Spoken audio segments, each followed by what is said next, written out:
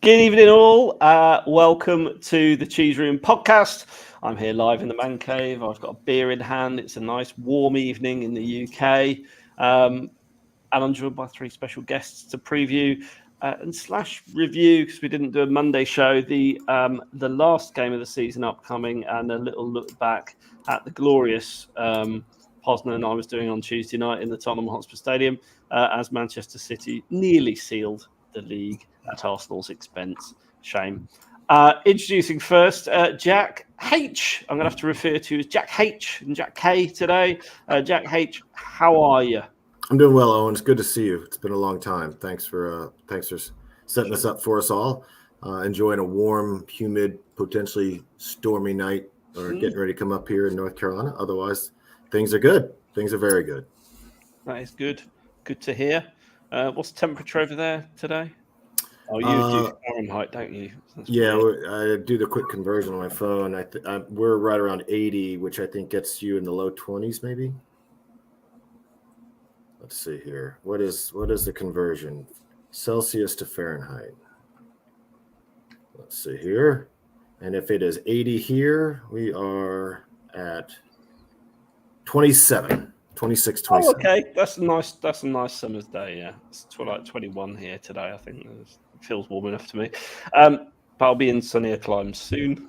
Jack K, how are you doing from Brooklyn? Doing okay. I think it's making it harder that I'm flat capless, probably as well. Yeah. That makes the job even harder to distinguish us. Looking forward to potential Europa League next season. The likes of Danish clubs and FC Carabags and that sort of thing. I do enjoy those sort of clubs that we get to come up against in the Europa League. But hopefully we can secure it. I'll be honest. I think we all do a little bit. I think the Europa League. I'm a sucker for it. Obviously, we haven't won it for a very, very, very long time. But gave Kane his debut season. Not his debut. Oh yeah, it might have been his debut actually. I can't remember. Anyway, it's good for blooding young players. I suppose that's my point. And a new format for that as well this season. So we should get plenty of European football, which is nice. Mr. Dive will be happy, maximising the season ticket value. We'll discuss the potential permutations of where Tottenham could finish later in the show. James, welcome. How are you from the South Coast? I'm all right. It's been a nice sunny day. I've sat doing nothing. It's been grand. It's been lovely. Looking forward to discussing Spurs. I'm a big fan of that t-shirt, James. Big fan of Metallica. Hell yeah. I got it in Brighton. I got a load of shirts in Brighton. It was like £10 each, so I thought I'll have some of those. I mean, nothing says Metallica like Brighton, right? Yeah, capital of the UK. Right, let's move forward. So, losing versus City, how was it for you? Oh, I should say, if you're watching at home, hopefully you are, welcome. Do smash a like button. Do subscribe to the channel. We appreciate you being here. So let us know where you're watching from, and let us have your comments through the show. We aim to be as interactive as possible tonight, mainly because my run sheet is thinner than my hairline, it'd be good padding. So if nothing else, let us know what's what in your world. Let us know how losing to City was for you. But without further ado, let's crack on. Losing versus City, how is it for you, James? Let's go to you first. Kind of an odd experience because I wasn't hoping for us to lose in that sense. I was just kind of hoping we wouldn't win, almost. I wasn't particularly annoyed when they scored. I thought, all right, nice. And then when Son didn't score, I was mildly annoyed. I wanted us to try and win the game still, but not win it, if that makes sense, kind of. I wasn't particularly annoyed, and I think the drama that kicked off afterwards was probably more interesting or worse than losing, or the game itself actually was. That and the drinking game I made up of every time the formation seems to change, do a shot. Just weirdest 90 minutes of football I think I've ever watched. Were you happy at the conclusion, James? I'm trying to get a feel in the panel tonight for, like, were you happy to lose knowing that it gave Arsenal a very uphill battle to win anything on the last day of the season. I wouldn't say Therefore, they will have won the same as Spurs this season. I wouldn't say happy. I would say I was content because Europa League, Champions League, don't really care which one we get. So for me, it's like this game means nothing. We had a good go of it, and we make sure that those lot don't win anything. Jack H, your thoughts watching from afar? Were you feeling like James or otherwise? Well, leading into it, I intellectually understood why the team, why I wanted them to lose, and it's a little bit easier for me, obviously, all the way over here in North Carolina. I can go through an entire week of my life and not knowingly bump into an Arsenal fan.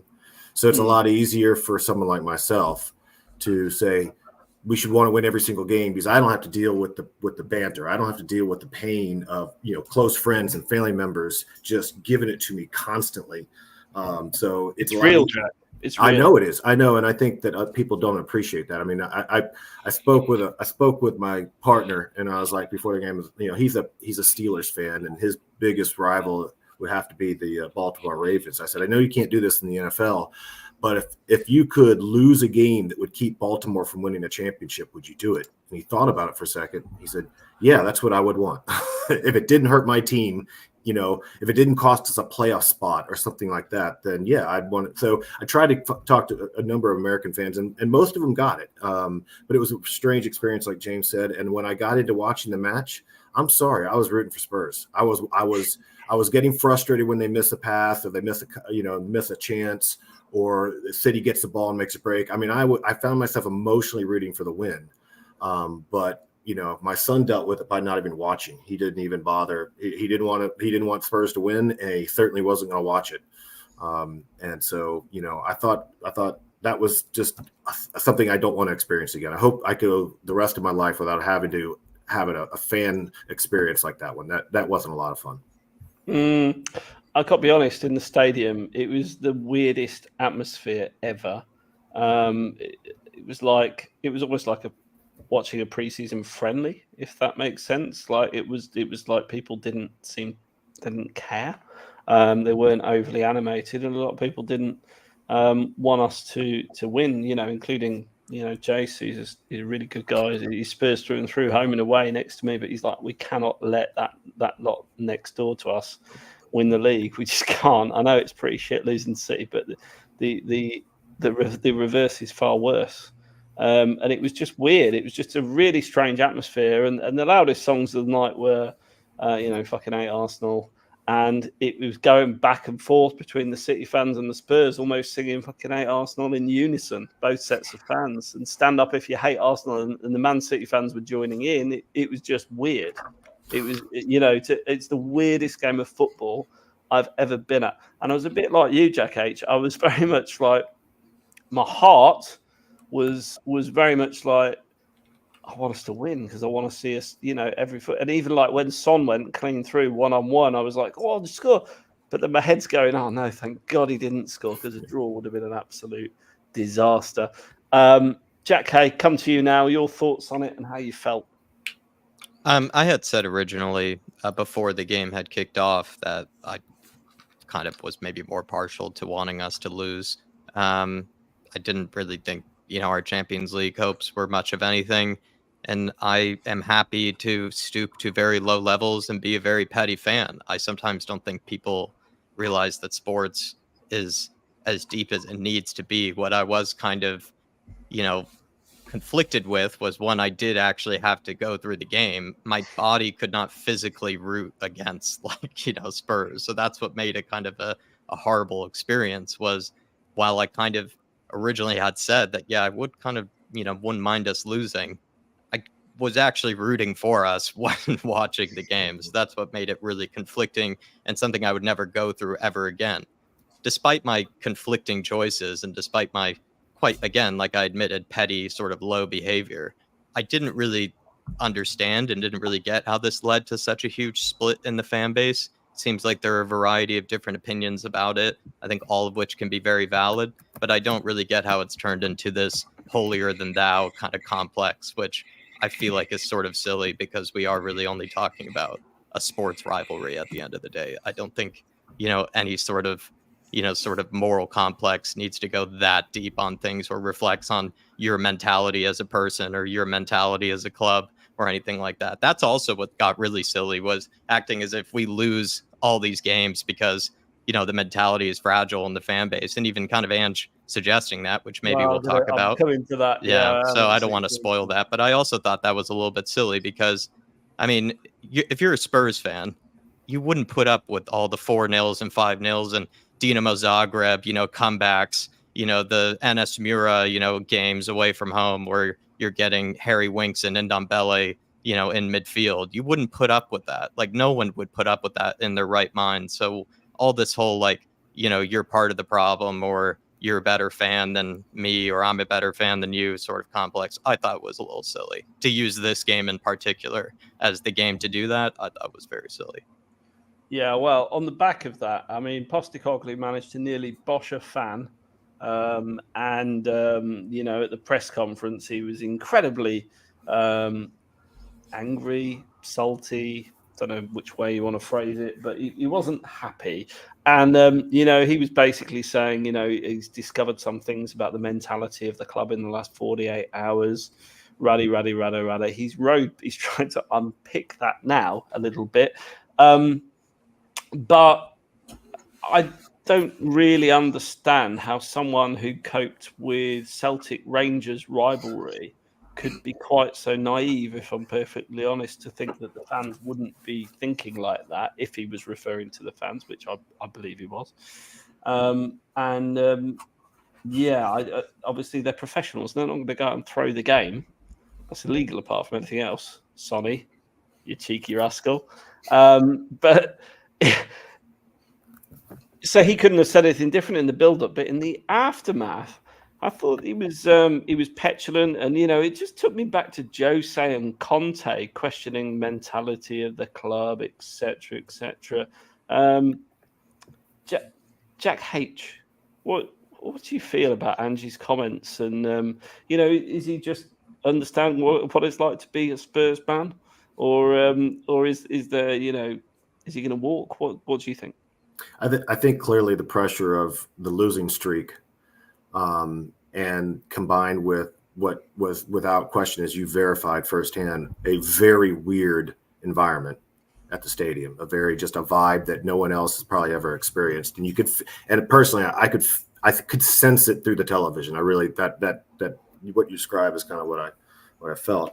And I think that it actually just finally got to the point of pressure where even the most calm, collected, in control manager in the league potentially just kind of lost it a little bit. I think the emotions overwhelmed him, the frustrations.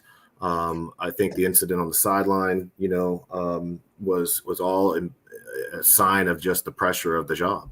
I think he's human, and given the comments he made today in the press conference, if you put what he said today, which was much greater recognition of where he might have gone wrong, what he might not have understood, and that sort of stuff, with the pretty questionable behavior in the press conference out of the game, I think that it makes it sound like he's got a greater understanding. To your comment about Celtic Rangers, it is something that I think everyone has thought of immediately, because I don't know many Celtic fans and I don't know many Rangers fans, but I know a few, and I'm without a question of a doubt, they would all root to lose if it meant 100%. Denying. I mean, it would not even be considered. It wouldn't even be a discussion point. Yeah. Right. Yeah. I mean, you're just trying to prevent major violence from erupting. And that's what I don't understand. That's what I don't understand. And the bit that gets me, and I'm sure it got every Tottenham fan, is you're calling out the fans for having a poor mentality. The team you lead has had a stinking run and a poor mentality against other arch rivals. Chelsea, for example, where they just didn't turn up. They lost against Arsenal. They were crap earlier in the season against Fulham, who are also a rival. Like, you want to look at someone, mate, for why we're not making top four. Look in the mirror. Tell me I'm wrong, James. Apparently what annoyed him the most was there were members of staff at the club who were Spurs fans, obviously, and who'd come up to him and said, don't worry about winning, against City. And apparently that really annoyed him, which I can Do you understand. think that's true, though? Do you genuinely think that's true? Because I don't think know. if I was working at Spurs, I would be going up to Big Ange because he is a unit, let's be fair. And he's my boss, my employer. And I wouldn't be going up to, you know what, Ange, let's throw this game. You wouldn't be saying that, would you? Maybe it's people talking amongst themselves and he's heard that people have said it, right? I can understand if he's heard those sorts of things from members of staff at the club. That would annoy you. I can completely understand that. And I do get what he's saying to an extent, but he's also come out and apologised and said he was incorrect about his comments. So, it's not a case of, it's not like we could have won anything if we beat City. Well, we play on a Wednesday instead of a Thursday. Right? I don't care about that. They would have won the bloody league. I think to go, but you should want to win every game. It's like, well, I wanted to win against Fulham in the FA Cup, but you decided to play the B team. Winning mentality.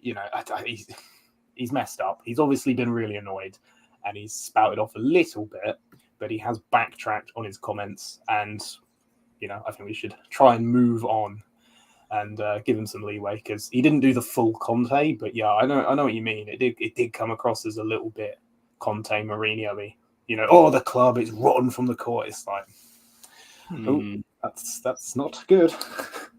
Jack K, did you detect a touch of the Conte? I think it's like a coming of age with every Spurs manager now. No, it's part of the cycle, really. You have to have your moment where you have a pop at Levy. You have to have your moment where you have a pop at the whole foundations of the club. You make some sort of reference of fragility or it's rotten or, there's something that's just in the whole ethos of the club that's just, needs to be fixed from the bottom up, this sort of thing. And it's been the case with, the past, I think Pochettino might be even done it at one stage, the whole washing machine or, the whole furniture reference, right? At some stage. Yeah. They all have to do it at one stage.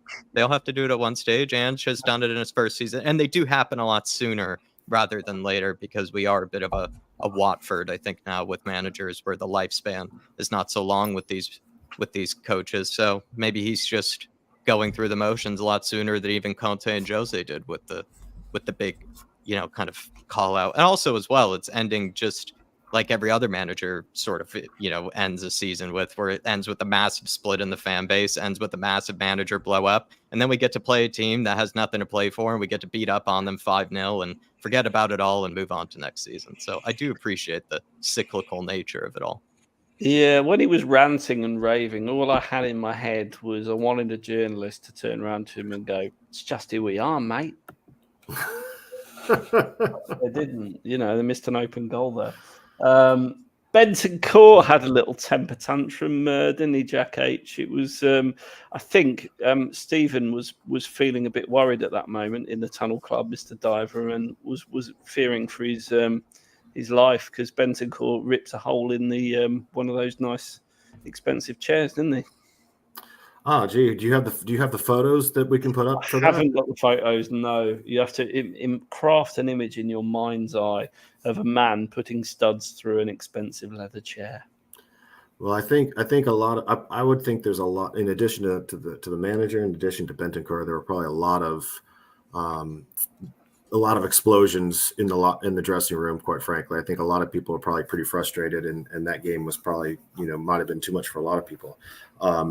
I don't, until I hear something official from a source that I can trust, that I'm not going to draw too many conclusions about why he did what he did or what the actual events that preceded that happening or whatever. I'm not going to jump to here, but Bentancur is a great player. He can play in this system beyond a shadow of a doubt, and I hope this is not something that's going to be a problem long term. This just tickled me. Hi, Dave. Apparently, what Levy said to Ange, "What are you doing here?" Thought it was Pearl Jam tonight. Oh, Dave, never change. I think Bentancur's been subbed off on a couple of occasions. Right, unfortunately, he's been poor this season, but I thought he was having a fantastic game. Actually, yeah, I'd agree that it's been a mixed season for him, but there have been times when he has been subbed off at times when I don't think he's been the problem in midfield. Well, I think he was being protected. Right. I think he was being protected, Could be Jack. the So case. he picked up a silly yellow. Mm-hmm. No, it wasn't a silly yellow. It was a shocker of a challenge, if I remember rightly. Was it the one I thought he was going off for? What was that? Yeah, it might have been from his giveaway or something like that. Or Yeah, there yeah. was, And then there was a couple of little trips in the second half, at the start of the second half, and we were That's like, true. "Oh, he needs to be careful." And then when he got hooked, I was like, "Well, that's common sense management because he's clearly losing the plot a little bit, and he's in danger of getting sent off." And the last thing you want to do is go down to 10 men against City if you're trying to win the game. We were going out in the crowd. We were going, "Oh, look at this! We could be down to 10 here. This is all right." And when Romero, ended Edison's life nearly, let alone his season. We were saved like, our season by putting Stefan Ortega onto the pitch from Yeah. Romero, because Sonny like, would have oh, probably look, scored that had there's it been another Ederson. red. Oof. It was one of them. But Jack, do you think that Bentancur? Do you think he's got Do you think he's got a point of blowing up like that, being subbed off? I am going to get the bag of port scratchings at this stage and refill my pint. So if you and James could just pass this conversation backwards and forwards, and I'm going to hand you this Tennis from match. Graham. I'm going to hand you this from Graham Potts so you can get stuck into that while I reload on beer and scratchings because Fat Owen is still here. Jealous. Well, I was going to make the point that I thought Bentancur has been subbed off on a couple of occasions, maybe unfairly, but you did make good reason for maybe why he was subbed off on this occasion, maybe with some justification. But that's where I thought it was maybe coming from, is like he's not really been able to play full 90 minutes of football.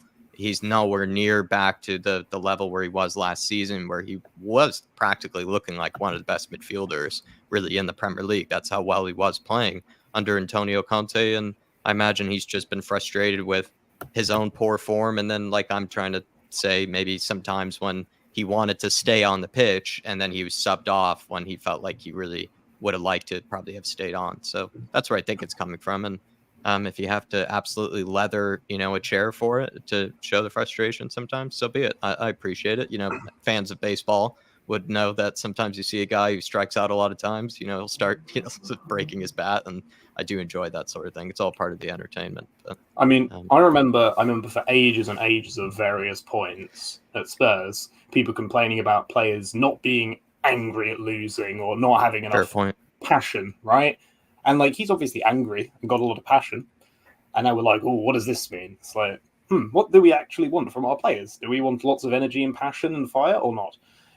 I mean, okay, he struggled at various points this season. I think that's partially due to, his role has been shifted around constantly. He's had a lot of injuries.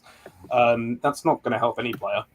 I think it was just a culmination of frustration. And again, in all honesty, you don't really fully know, do you? Because it could be personal stuff, and that's just been the match to spark it. I don't know. I wouldn't worry about it. I'm sure it'll be fine on in Bentancur's case. But yeah, I think he possibly was unfairly substituted off to an extent, but I can understand why Ange made the decision. Yeah, and I think it's generally a positive thing that you've got a lot of players who are very unhappy when they're subbed off. I don't think that's. I want guys in the squad who are angry when they're taken off for whatever reason. I mean, that's just, you want competitive people who want to play the entire game and go with it. So that part of it never bothered me. But if there's any altercations, going on behind closed doors, that's what you don't want to see, of course. But if you're just kicking a chair out of frustration, take as many out as you want. We can afford plenty. The only person we should feel bad for is maybe Brian Hill, who had to, be worried about, I guess, the flailing kicks. I mean, Bentancur was very accurate with them, thank God. But, Brian Hill was, of course, right there. And he is my favorite asset. His hair could have been wrecked by that. Yeah, I mean, we are trying to sell him to Fenerbahce at the moment, so we need him all in one piece and not, two-footed through the chest by Bentancur when being subbed off. But yeah, I think it doesn't maybe require a deep psychological breakdown. He's just a passionate guy, frustrated guy who cares about not playing well or cares about not playing. Well, I heard through a certain source that in the dressing room, him and Romero had an almighty bust-up, and he's never going to play for Spurs again. What would you make of that? Bust up with Romero, Bentancur. Mm-hmm. That'd be strange. I guess we'll find out at Sheffield, won't we? Well, the only thing if I were to add fuel to the fire there, would be Bentancur was one of the players that I think was sad to see Antonio Conte leave, whereas Romero, we all know, was very, very happy to see Antonio Conte leave. So I wonder if there's been a slight split on what they like about managers or something. This could be a Uruguayan. If I were to add fuel to the fire, for Uruguayan Argentinian rivalry, perhaps. I think they probably like it and respect each other, but maybe there's something about what they, like I said, maybe what they see in managers or what they see in like the projects or that's going on or something. Maybe they have very different opinion. Okay. Did you discuss this? They both love steak as well. Like how could they hate each other? The Uruguayans and the Argentinians, they share the love of steak and grilling. True. I think, but then me and Steve Diver share the love of grilling. I just grill on gas. He grills on charcoal, and he takes great exception to the fact. So I grill on gas. I don't tell him what to do, but sort of story. This here, the behaviour of the Spurs fans inside the stadium was a total disgrace. Had they questions about the Spurs staff committed to winning, and that actually, what's your thoughts on this, James? Surely that's a troll post. It does look, well, I'm not sure. Actually. How dare you question Ange about the Spurs staff with committed to winning? But there is. It might be a troll, but there is and I'm sure Jack's more prevalent on Twitter than me. Even there is a little bit of an undertone with there's a split in the supporters a little bit about how we should behave, is there not? To an extent. I also think, though, especially social media isn't real life. Like, that's a very specific demographic of fans, mostly people, mostly younger people, right? And that doesn't represent all the fan base. So to an extent, I think getting worked up by the feeling of half of this incredibly niche set of fans is kind of silly to an extent. And also, I think you don't know what conversations Ange has with his staff, right? But you absolutely can criticize him for what he says in press conferences to the fans. I don't think as a manager, you should basically never tell fans how to feel about their own club.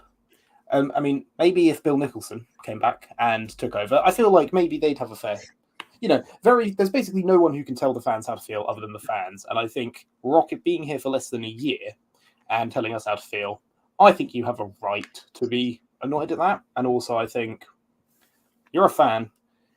As long as you're not being abusive, like I've spoken about how much I hate that, if you don't have to celebrate if you don't want to celebrate, and I can completely understand your choice not to. I think let people support their football club however they see fit, as long as they're not abusing people. And I think getting worked up about it is, I don't know, I think it's looking at things to get annoyed about sometimes. How very libertarian of you, James. What I would say is that everyone's entitled to their opinion, and there's no bad ones here on the Cheese Room. But I am going to give you a directive. All 64 of you watching now, please do hit the like button. We really appreciate you doing that, and subscribe to the channel while you're there. It makes perfect sense, and you should do it. You should subscribe. Just there. Look, click. It's that easy. It's free. Costs you nothing, and you get great content from us all through the year. Fair to say, right? Yeah, is that enough pumping the subs?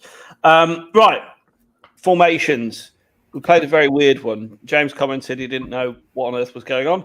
Jack H, did you know what was going on when you were watching us? It looked like we were playing with false nines, and yeah, I mean, it took a little while to work out. I mean, I think this false nines or this box midfield where you have this box midfield with two wingers, and I guess each could take turns as kind of slipping into the false nine. I mean, it didn't really change the relative ineffectiveness in the final third. It did help our build-up, I thought, significantly better. We were able to get out with that shape. It seemed much easier, but we were still faltering when we got into the final third in terms of creating chances, particularly obviously in that first half. And that's been the problem for 10 games pretty much, quite frankly, because so many players' form have fallen off and or something else could be going on. But I thought it was nice to see in the sense that there was some tactical flexibility, some recognition that Son through the middle against that back four was going to be basically useless. And so that there was a recognition, say, okay, where is the weaknesses? It's in the channels. So, and in our buildup. So let's try something different. So I think to the credit of the manager, he didn't violate the principles of what we were going to try to do, but at least adjusted somewhat to see if he could increase our chances of scoring or getting a result. So all credit to him. I think it was a good sign for me. Jack, Kay, do you agree with that? I mean, you're a tactical maestro on your show, The Irish Hotspur. I'm not saying you claim to be. I'm just saying, it's been commented before. Did it make sense to you? I mean, my frustration was it didn't really create much on goal. If I'm being really honest, it created moments where I thought if those people were pushing on, or if you had Delhi, dare I say it, prime Delhi, then getting on the end of these bits of play could have been effective, but just doesn't look like we've got the personnel for it. I thought Sarr did the best job he could in what he was being asked to do. He covers so much ground. It felt like in that game, really, he had at one point was playing false nine, center midfield, and center back. Really, at times he was just all over the pitch. And credit to him. I'm probably not even going to sound very tactical. I just think Ange was left in a position where Kulusevski and Brennan Johnson have been playing so poorly of recent that he was probably better off with having that extra player in midfield and then having somebody make life more difficult for what is an unstoppable midfield of Man City. And then you can have one of them have to do the hard yards of get forward and help out one of, Sonny or Brennan Johnson. And I, appreciated that tactical move by Ange. I just feel like of recent, the two of them have just been what I mean by Brennan Johnson and Kulusevski. I just think they've been so wasteful and both in possession with the chances that they're given, that there needed to be some type of change for this game if he wanted to give himself any sort of fighting chance. And I think that worked for the most part. I thought we actually gave Man City a very good game in the first half. It's just with Spurs, I think when we do have our transitions, we often just waste any of the opportunities that we get in transition with a poor touch, poor decision, bad misplaced pass, or playing it to the wrong player. So many different variations of what I just said. But I do think that we gave Man City a very good game in the first half. Had we probably gotten a goal there, which I think we easily could have, I think it would have been a very different game. But that's been the story for us where we've, huffed and puffed, giving teams a very good game, but we don't score. But I think City were a little bit giving in the first half as well. They looked a bit nervous, and I think even Pep said that. I think that was due to what Ange had done. I think he caught him off guard with the Patmat Sarr, extra player midfield, and then Sarr and Sonny press really well. They covered a lot of ground, like I said, and I think it just threw a lot of the players off. They had so much less time on the ball than what they were used to. And what was funny was the game was almost being played in such a small space because both teams wanted to keep that high line and have the ball in the other team's, half and dominate in their half. And, Spurs were not giving in. They kept playing the high line and they made life really awkward for City. I think the other thing is, Andrew's spoken about how in his first season, he just wants to train the players how to act almost. He's trying to trick them into doing the right things on the pitch. So he hasn't really done much tactically. He's been almost like Conte in a lot of ways. Like, this is how we play. We're not changing it. Learn to play like this first, then I'll be pragmatic with tactics. It was nice to see him show that he actually can be pragmatic with tactics. And I like the intention, right? And to some extent, I said to my friend while watching it, it's a bit like when you're playing Football Manager and you just can't win a game. So you just make up a weird tactic and think, maybe that'll work. We've played very similarly throughout the entire season, which has made us very predictable. And it was very nice to see us do something different, playing almost like we had two false nines at one point. It was interesting. I think it shows more so that Ange does have the ability to adapt tactically than anything else. Even if it's perhaps not what I'd have done. I guess he was just trying to flood the midfield and give Son room. We essentially had like 8 people in midfield at one point, But Hey, it was interesting. Nice to see us do something different for once, eh?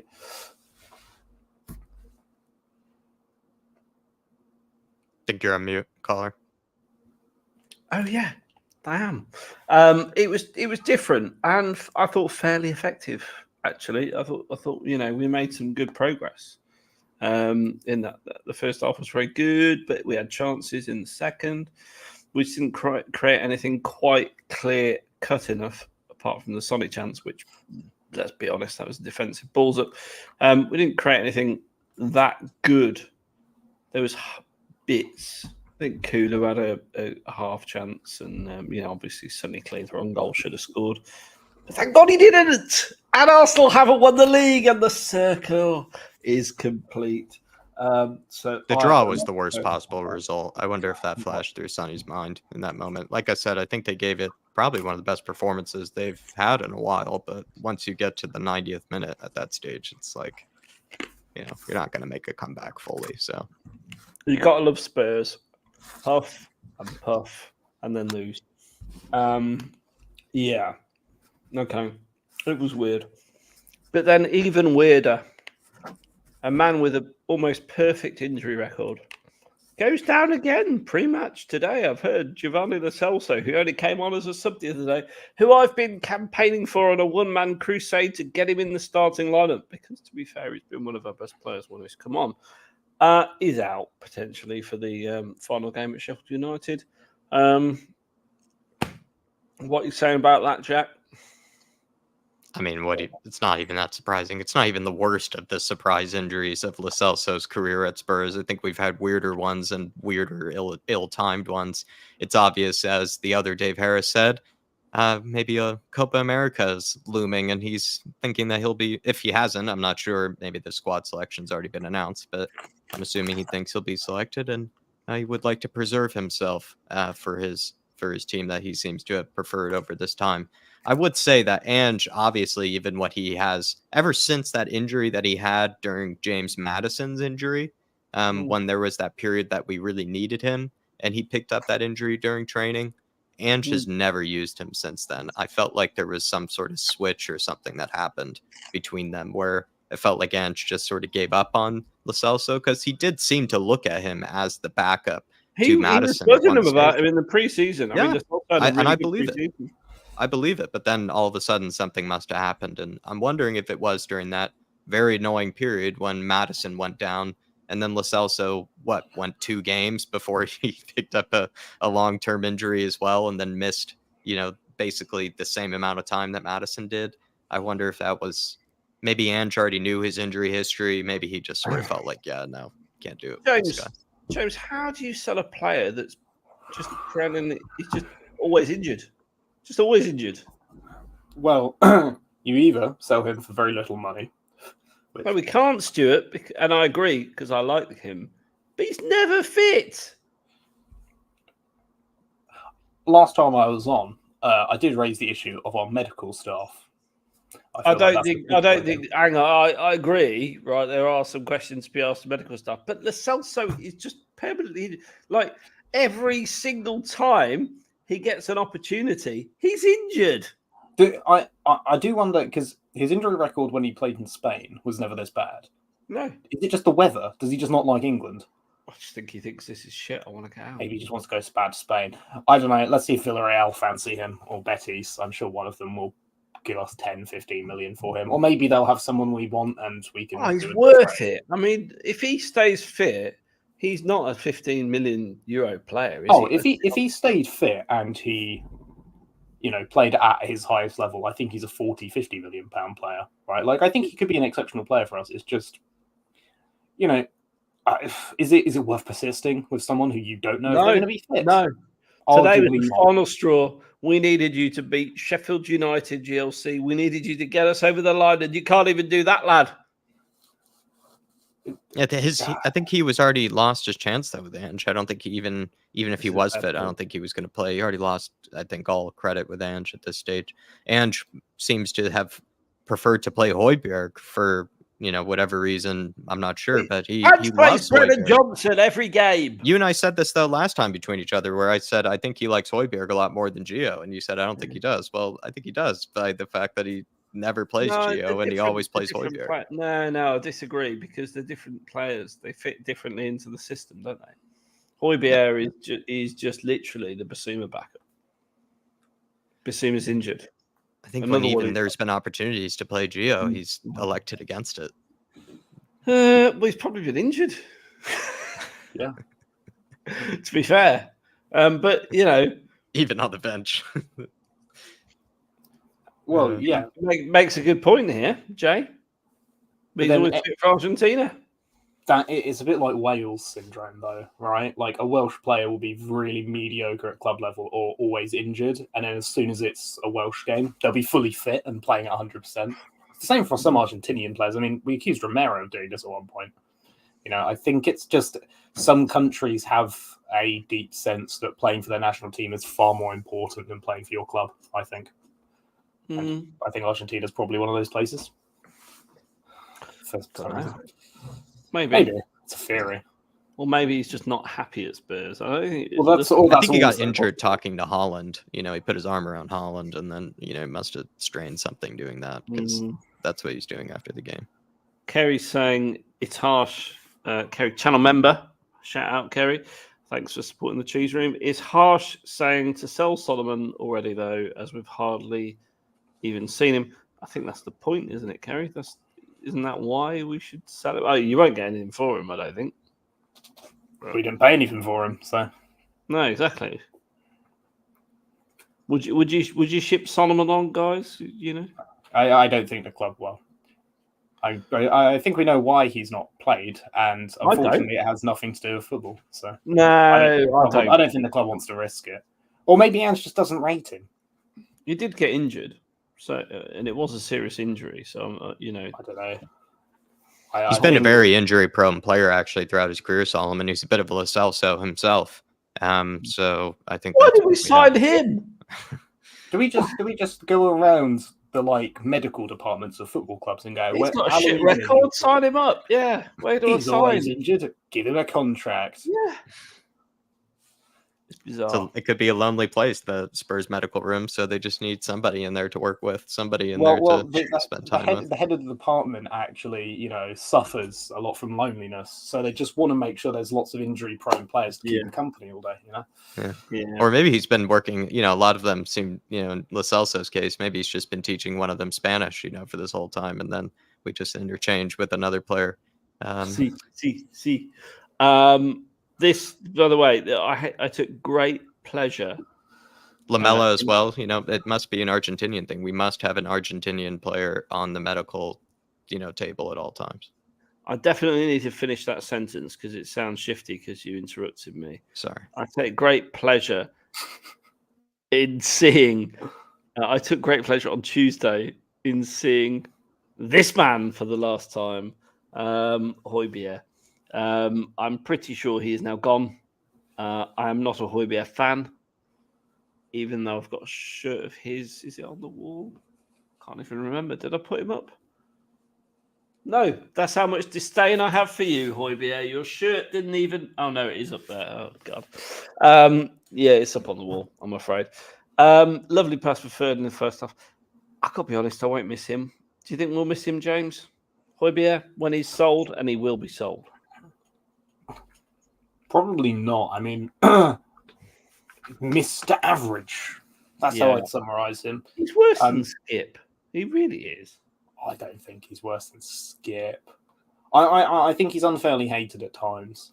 He's worse than Skip. Skip does not give the ball away like Højbjerg. He's just an average defensive midfielder. Very average. Who should have stayed at midfield. Do you know who'd love him? Sean Dyche.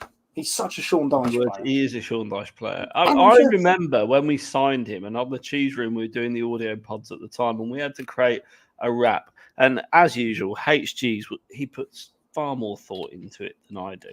All I could really come up with was he comes from Copenhagen. He likes the streaky bacon. Højbjerg. And whereas HG had this whole rap, the Fresh Prince of Højbjerg, And it went on for about 5 minutes. It was ridiculous. I'm gonna have to get him to dig that out when he finally gets sold. I'm sure that'd be a classic episode of the Cheese Room. That plus some vintage cheese, maybe if you're not already on it. We are on Spotify, Apple Podcasts. Do subscribe to Cheese Room Podcast. The crew generally do pre-match, post-match shows. I'm on there occasionally. I use the occasional word loosely. I think I've done one this season, but I'm probably going to do a few more. Yeah, but it's very good. You should subscribe and sign up to it now. Right. Sheffield United is coming up. I mean, let me just put it this way. They've got 16 points this season. They're relegated. They're bottom of the league. They've got 3 wins all season. They have a minus 66 goal difference.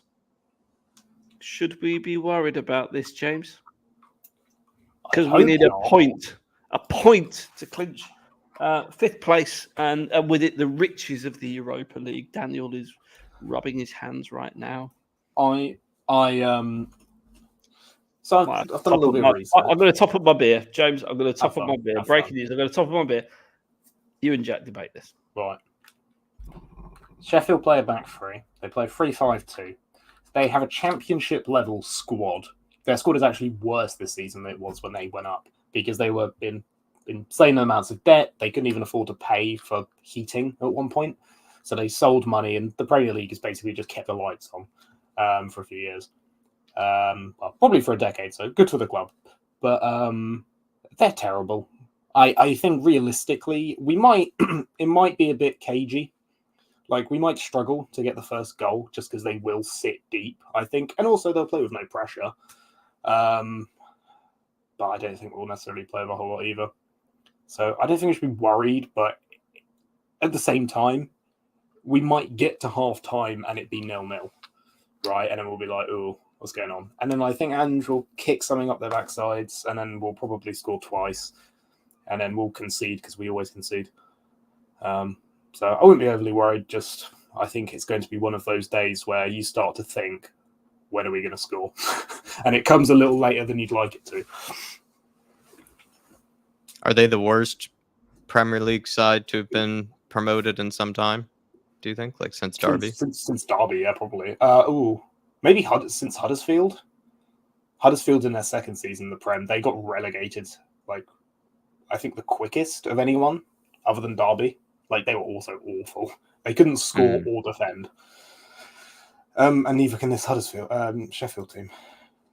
It's been a strange season because I feel like Burnley are also one of the worst teams I've ever seen in some time in the Premier League, despite them obviously still contending at least a little bit. But the only reason they're contending really is because, the points deductions of Forest and Everton, it wouldn't really be much of a contest. So the two teams have, we should beat Burnley by more. It's just we have such a, I think, potentless, attack. We can't score really, despite creating so many chances, at least in my opinion, good chances to make something happen.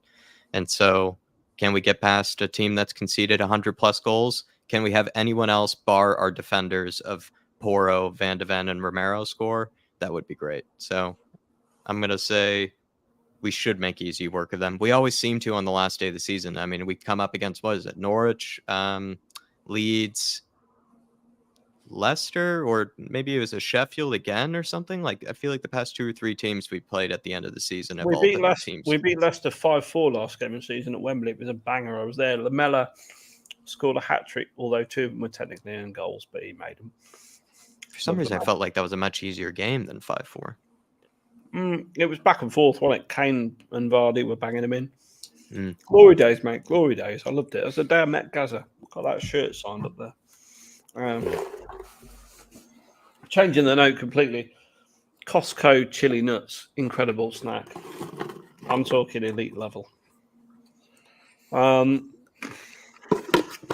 Stuart saying Sunday should be a demolition job with these. Sheffield United are one of the worst Premier League teams ever. Yeah, I'd like to agree with you, Stuart, but tell you what, if you and all the other people in this chat room hit the like button right now, I will agree with you. I'll absolutely agree with you. So let's make it happen, people.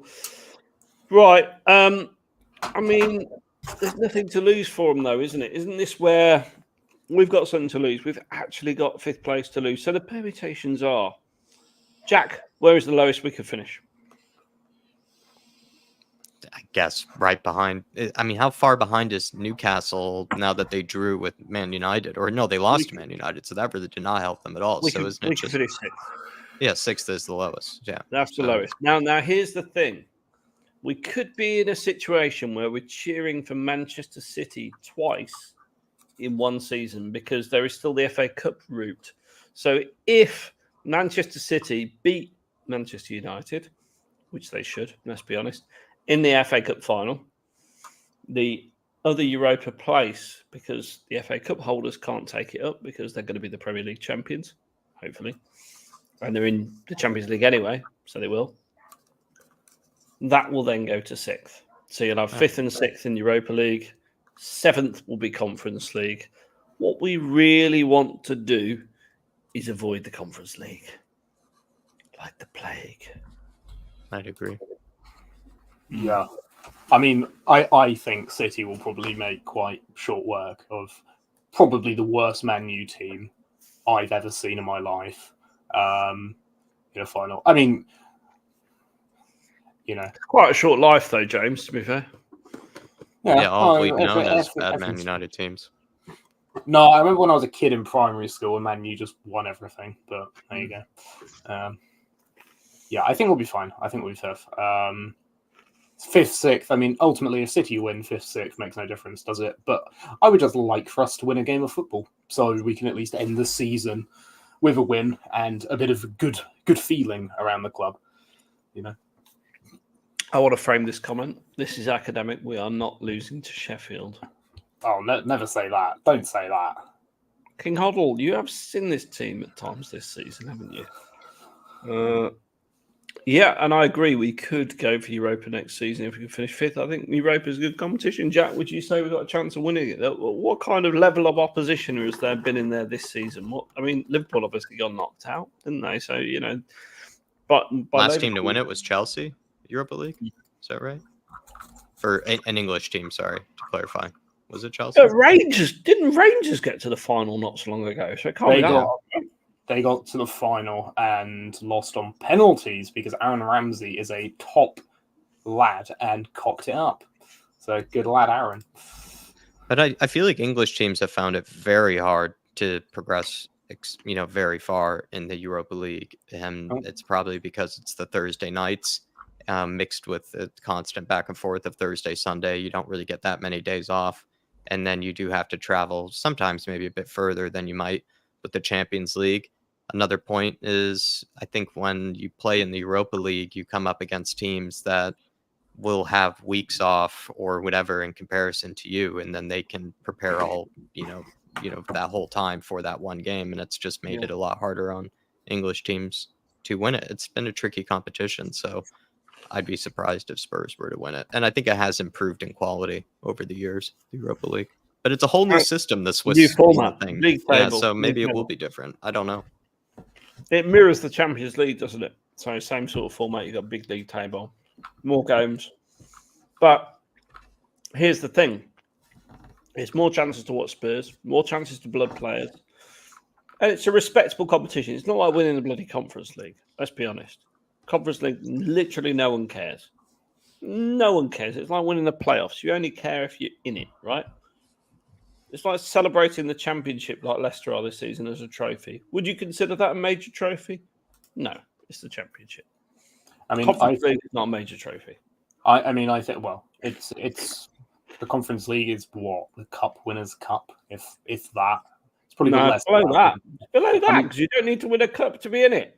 I mean, I'd argue perhaps the Europa League is at that sort of level, right? I mean, we've won it twice, which Arsenal never have. Haha, still more European trophies than those lot from across the river.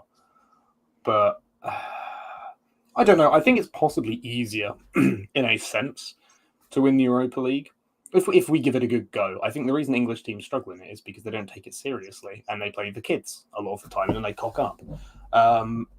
I look at the FA Cup and I think, honestly, most of the time, I feel like we're probably just going to lose to City at some point, like we did this season. Whereas the Europa League, realistically, I mean, the Spanish teams always win it. Sevilla have won it 7 times, right? Yeah. Like they're the B-Tech Real Madrid, right? Feels like Unai Emery's won it about 7 times. Which is kind of impressive to win it consecutively, because that means you have to finish 3rd in your Champions League group 3 times in a row. That's just spectacular. Yeah. But last English team to win it was Chelsea, and then before that it was Mourinho's Man U.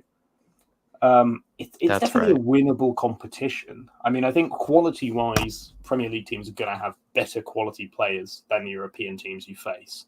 Unless... Till the latter stages.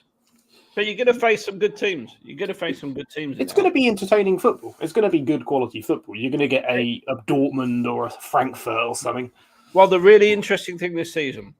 So, currently, you get some Champions League teams dropping into the Europa League, right? Which puts a lot of jeopardy into the Europa League because generally they're much better teams. There isn't that this season. No one drops from the Champions League into the Europa League. Mm-hmm. That is interesting. I did see some good teams in the pots. Like Roma, for example, is in there. They're a lot better now with, Daniele De Rossi. And there are plenty of good teams that I saw in there. So I think the Europa League is a lot better in quality. I think if I remember your question was, do you see Spurs winning it? I just don't see Spurs winning it because it's been a tricky competition for every other English team of recent. So I imagine it will be for us as well. But it is probably, I agree with James, might be the most likely one for us to win. And I love the Europa League, so I would be very happy if we did. What do you love about it?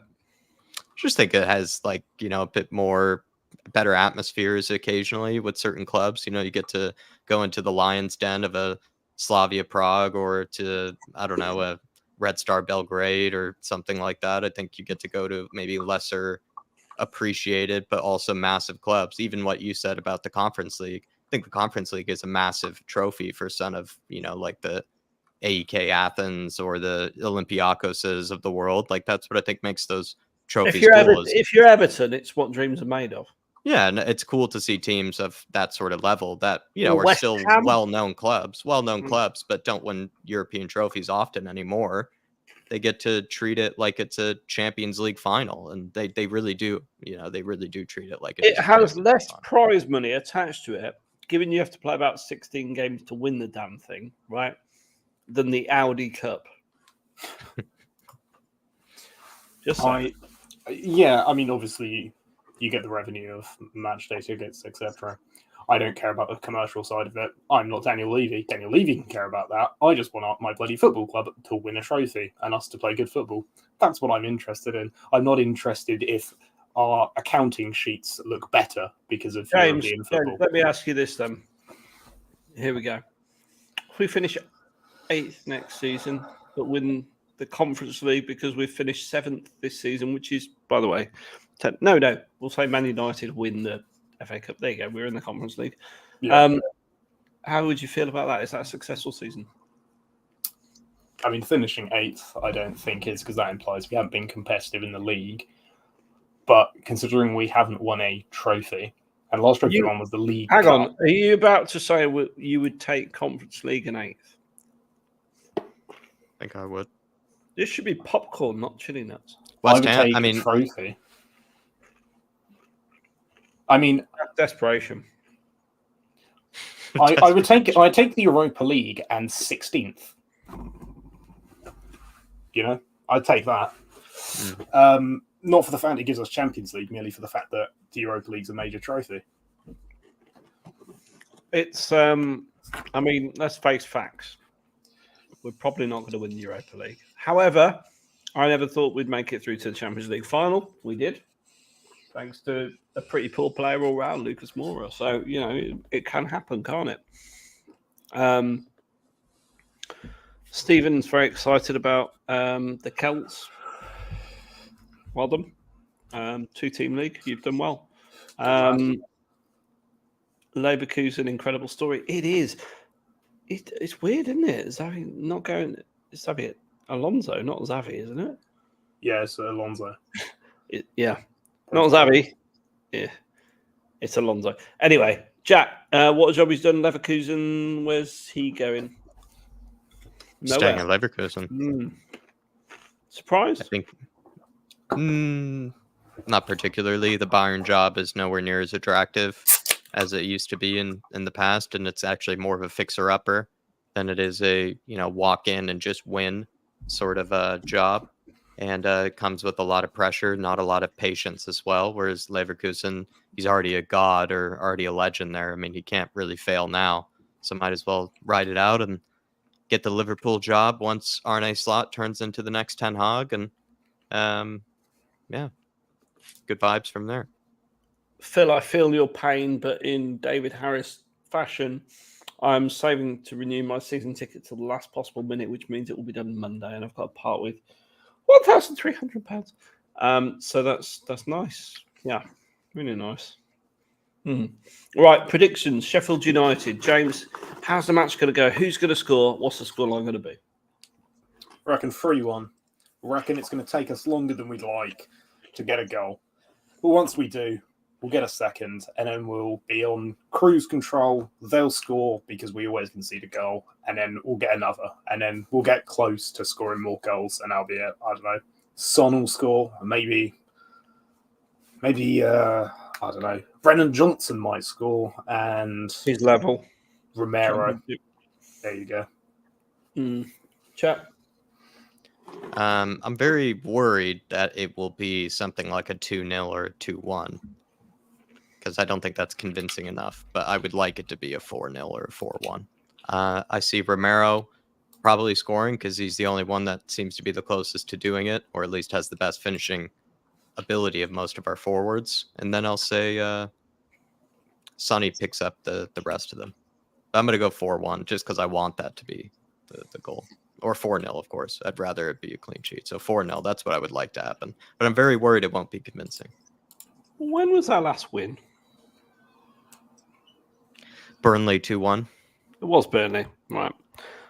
Do you remember what I predicted on that show, Jack? I think you were wrong with me. Did we go for big scorelines? No, you all did. I said it'll be a nervy 2-1. I see it being similar this time. I see it being similar. I genuinely do. I just don't think we've got goals in us. Yeah, I agree. I see it being similar because I know Sheffield United are rubbish in front of goal, Stuart. I see your comment. King Hoddle. But where are 4 goals coming from? Where are 3 coming from, Terry? We barely craft a chance. This is Ange ball. It's supposed to be free-flowing, attacking football, but the reality is it's toothless nonsense. And unfortunately, we need a big transfer window. I'm going to say 2-1 Spurs. We'll scrape in there. We'll get their Europa League football. And you know what the best benefit of that is? And some people in the chat will probably hate this. But I work in retail. So Saturdays for me, useless. Sunday football, I'm there. I can maximise the season ticket value.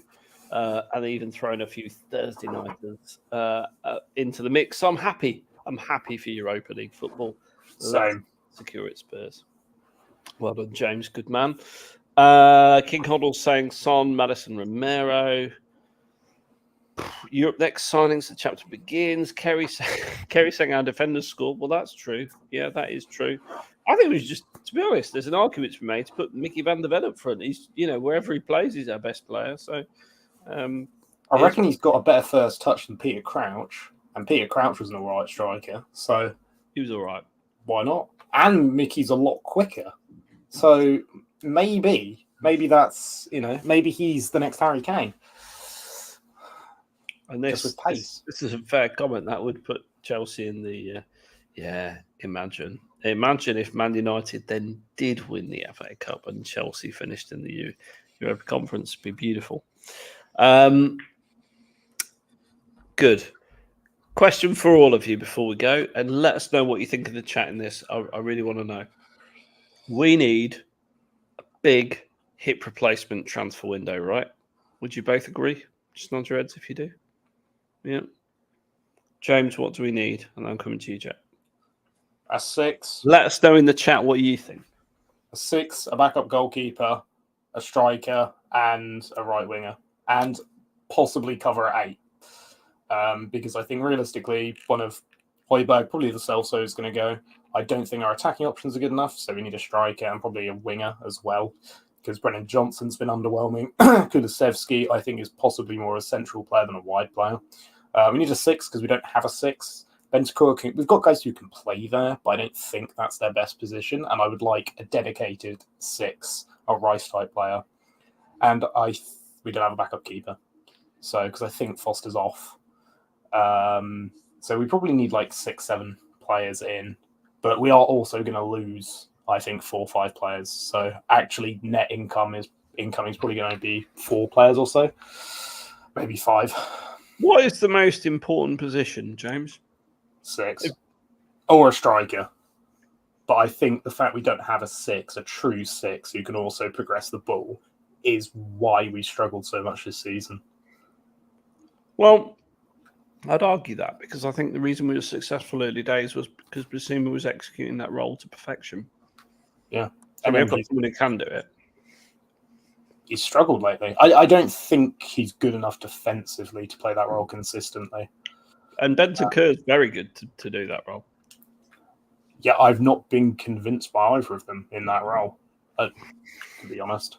I mean, I guess I have a slightly different thought of what I want my 6 to do, perhaps, and maybe Ange does. I mean, I've always rated guys like Jorginho for a long time. Mm. I like my 6 to be able to receive the ball from a centre-back under pressure, turn, and get the ball forward. You know, almost what we need is we need Moussa Dembele back. I don't think that's going to happen. Sadly not. But someone of that kind of, character, someone who's very press-resistant, strong, good on the ball, good defensively. I just think we have a lot of players who are all very similar. I think Bentancur, Bissouma, very similar to each other in a lot of ways in what they can do. I think other than that, I don't see them as proper 6s. Like, they can play there, sure, but I don't think, they're not like a Rice or a Rodri. And we need someone like that. I don't think Bissouma's that kind of player. And I think Bentancur is better higher up the pitch. So that's an area I'd like to address. And also, we do need a striker. Son is better out wide, and he also needs a bloody rest. He's played so much football. Richarlison's another one who can't do it for a season. Jack, what say you? Forwards. I agree. We've scored the same amount of goals, basically, as last season. And we knew that the system last season was going to be far more defensive, far more counterattacking and transitional. And we also didn't have, I think the defense that we, do now. So, we always knew that it was going to be a season where we were supposed to score a lot more goals than I think we have done at, now at this stage of the season. So the fact that we have scored the same amount, I think is obvious that we haven't replaced Harry Kane properly enough. And the wingers that we do have are nowhere near on Sonny's level. So we have been very dependent on players like him and sort of to a degree Richarlison. So we need 2 wingers, one of them who is an immediate effect that can score and can help us out a lot. And then we need another number 9 because everyone hates Richarlison, and we need someone that the fan base can get behind and can actually deliver what people are wanting from the number 9 position, and also can be a real effective target man that the ball sticks to. I agree with another number 6. Our track record of signing strikers is fucking terrible. Terrible. So, I mean, don't forget Kane came from the youth academy. Yeah. So, basically, when was the last... It's a good question for the chat. Answer this in the chat. Some of you have been watching Spurs for years. Give me your knowledge, your wealth of wisdom. When was the last time Spurs signed, paid for a top striker? I'm thinking probably Defoe, Keane. Berbatov before that, yeah. Yeah. I would say the last successful striker we signed was Llorente. How many years ago? I mean, Llorente wasn't successful because he was understudy. You can't put him in there. I'd say he was a good value signing because he did score. But he wasn't prolific. Goals. No, he was never signed to be. Right. But yeah, the last first choice prolific striker we signed, Defoe, I guess. Yeah, Defoe, Keane, one of those lot. And I was, short. And I was in primary school when we signed those guys. So that's the worry. Yeah, I mean, our recent striker acquisitions, one of them, okay, Richarlison's actually done all right this season, goals-wise. He's hit double digits. He's a good player, but you can't rely on him to be fit on the look of it. Yeah, he's also a bit of a Lascelles. Yeah. Soldado was dreadful. Vincent Janssen, he couldn't do it in the Mexican second division. So terrible signing. Yeah, one season wonder. Who else? Adebayor was good, but very short term. And then before that, you are looking at Defoe. Yeah, Robbie Keane. Backup left back to for Destiny Udogie, and left-sided center back as well. Maybe also another right back if Emerson goes. Emerson needs to go for his own career. All right, then another right back as well. So right back, left-sided center back, left back, number 6. I've been very frustrated with Madison, but maybe we'll be patient. Perhaps could think about another number 10. You can't write Madison off. No, I'm not writing him off. I'm thinking, though, does he have enough competition in the number 10 position? No, because Lascelles perennially injured. And 2 wingers and a striker, but like I said, maybe then another midfielder as well. So that's a heavy shopping list. I mean, the good news is we've got a buyback deal on Harry Winks. Oh, beautiful. Right, hear me out on this one. Like we needed. Harry Winks. No, I'm not hearing you out. No. The second division Mexican Busquets. Yeah. No. So look, we've been going for just over an hour. We appreciate watching you watching the show. We'd like you to hit the subscribe and like button. Please do. We're going to see you next week. Jack, thank you very much for joining from Brooklyn. Thanks for a roller coaster of a season. Occasionally he wears a flat cap, and I'm hoping you're going to come back for the season review show because that'll be banging. James, really appreciate your company tonight, and I love your t-shirt. No worries. Cheers, my man. I wasn't doing anything anyway, so I figured might as well come complain about Spurs and have a few drinks. Good call. And for you at home, whether you're a channel supporter, thank you very much for your support and patronage this season. It's been fantastic. Whether you're just watching casually, hit the like button and subscribe. We've really enjoyed having you along for the ride. So stay safe, support the team. Now City have won the league. And come on, you Spurs! Come on, you Spurs.